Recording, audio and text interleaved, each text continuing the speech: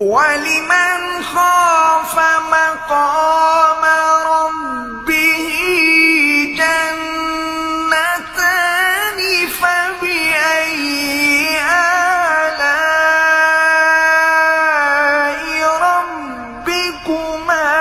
تكذبان ذواتا أفنان فبأي آلاء ربكما تكذبان فيهما عينان تجريان فبأي